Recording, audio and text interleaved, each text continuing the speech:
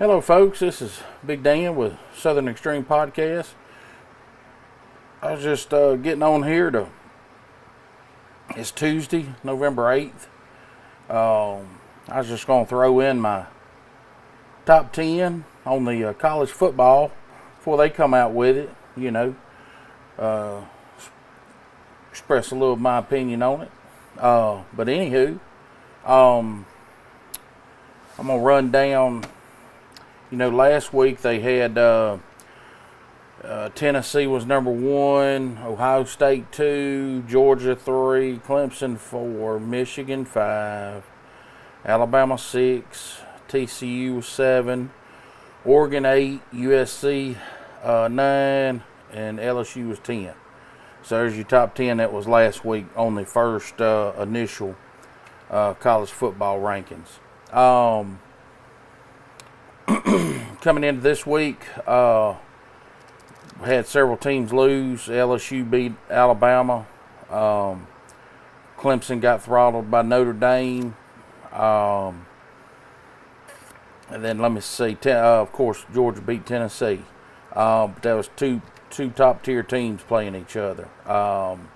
So about like LSU. Alabama was two real good teams playing each other. Of course, that's SEC, both of those. So coming into this week, Ohio State had a tough game. With Northwestern, weather was bad and all that, but they still couldn't run the ball as effectively as they wanted to. Didn't throw very much. I think 76 yards is all C.J. Stroud had, but not too many people roughing them up too much. And be honest with you, I'm not too impressed with them. They don't have no real good quality wins. Nothing that really stands out. The only team they're going to play that's going to be any good is going to be Michigan, and Michigan's probably going to beat them. I think Michigan's got the better team. They got a better running game, better defense.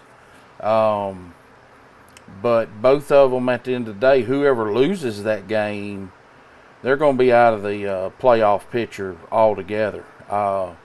They don't have in my opinion, they don't have no quality wins other than that one game that they play each other. That's Ohio State struggled the last couple weeks for sure. They say the weather this week. Last week they struggled. Penn State's decent, but for where Ohio State's supposed to be, they shouldn't have been struggling as bad as they did with Penn State. That's just my opinion. But anyhow, of course, Clemson, they were overrated anyway. And they got blowed out by Notre Dame. Clemson's going to be out. The ACC is extremely weak. They're not nowhere close. So basically, it's just going. It's coming down to the SEC and the Big Ten. Not the Big Ten. Well, Michigan's going to be in there for the Big Ten or Ohio State. And then we got. You have possibly TCU out of the Big 12, and then you got the Pac-12, possibly too, just to see how the committee does on it. So what we're looking at is at number 10 this week, I'm going to go with, for the college football deal, I'm going to go with Ole Miss at number 10. They were idle this past week. You can jostle it back and forth with UCLA if you want to. My opinion. I'm going to say Ole Miss, the only game they've lost so far is to LSU. But then, coming in at 9, I'm going to put Alabama at 9. You got to figure everybody's talking about, Saban's lost it and all this, and well, hell, the only two teams he's lost to is Tennessee and LSU, and very, very, very two tough teams. Tennessee's extremely explosive on offense. Hell, that game was come down to the very end, 52-49. Saban may not have the perfect team that he wants, but by God, they're in there. So that's why I got them at number 9. And then coming in at number 8, I got USC. That'll come down to the end between them and somebody over there, them and Oregon and UCLA and all that, however that works out with the rest of the schedule. I think Oregon's got a couple more tough little games. They got a game against Washington this week, Utah the following week, and then Oregon State's the last game. They're not exactly a pushover, but they got a pretty tough little road to hoe coming out, before the conference game. Excuse me. So got USC there. Then I got coming in at number 7. I got Oregon. Oregon's been playing pretty strong. They're not playing some of the toughest competition, but they've been playing pretty strong ever since they got throttled by Georgia. Which anybody's probably gonna get throttled by Georgia. They're tough. When they come to play, they come to play. So then on the number 6 spot, I got LSU, basically just almost flopping out with Alabama from last week. So I got them at number 6. They kind of, they hold their own destiny. Their next 3 games, of course, they play Arkansas this week. Got UAB at home, and then Texas A&M on the road. They play the games to see who's going to win, but if we hold steady, I think LSU's going to win all 3 of those games. And that right there would send us to the SEC championship game against Georgia probably. And then that's going to be a tough one if that happens, But I got LSU there. They're playing real good ball right now, very consistent. So they're doing real good in my opinion. Tennessee is number 5.